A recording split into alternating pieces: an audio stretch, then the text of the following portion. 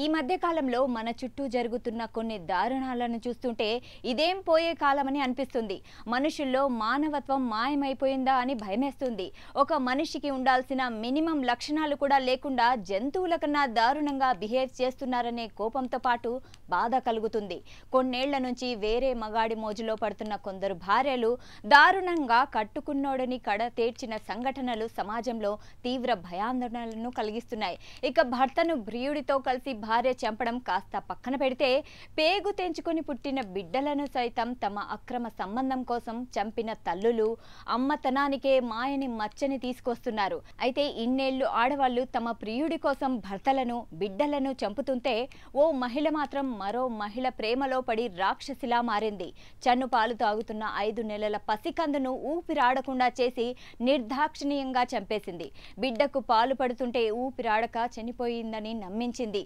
ఆమె చెప్పింది నిజమని నమ్మిన భర్త తన చేతుల్లోనే తన బిడ్డకు అంత్యక్రియలు చేశాడు. మరి ఆ నిజం ఎలా బయటపడుతుందో తెలిస్తే మీరే షాక్ అవుతారు. తల్లి అనే పదానికే శాపంగా మారిన ఈ దారుణం తమిళనాడులో చోటు చేసుకుంది. డీటెయిల్స్లోకి వెళ్తే తమిళనాడు కృష్ణగిరి జిల్లా హోసూరులో లమంగళం సమీపంలో చిన్నిట్టి అనే గ్రామంలో సురేష్ భారతి అనే దంపతులు ఉండేవారు. వీరికి 6 సంవత్సరాల క్రితం వివాహం జరిగింది.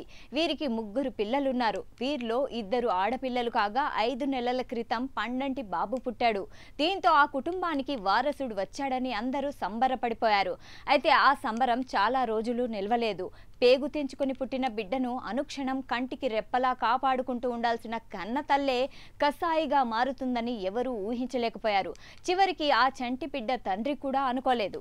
అయితే ఇంట్లో ఎవరూ లేని సమయంలో బిడ్డను ఊపిరాడకుండా చేసిన భారతి దారుణంగా హతమార్చింది. అందరికీ చిన్నారికి పాలిచ్చేటప్పుడు ఊపిరాడకుండా చనిపోయాడని నమ్మించింది. భర్త కూడా భార్య మాటలు నమ్మి పసివాడిది సహజ మరణమే అని భావించాడు.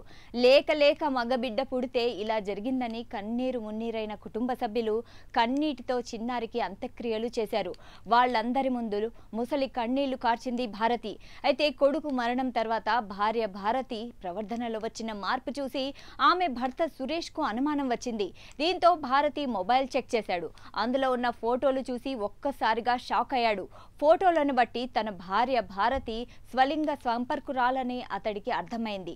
అలాగే తన భార్య భారతి సుమిత్ర అనే మహిళతో ప్రేమలో ఉందని, ఇద్దరి మధ్య అనుచిత సంబంధం ఉందని తెలుసుకున్నాడు. దీంతో అతడికి తన కుమారుడి మృతిపై అనుమానాలు తలెత్తాయి. అలాగే తన ప్రాణాలకు కూడా ముప్పు ఉందని పోలీసులకు కంప్లైంట్ చేశాడు. ఇక దర్యాప్తు చేపట్టిన పోలీసులు బయటపడ్డ దారుణాలను తెలుసుకుని షాక్ అయ్యారు.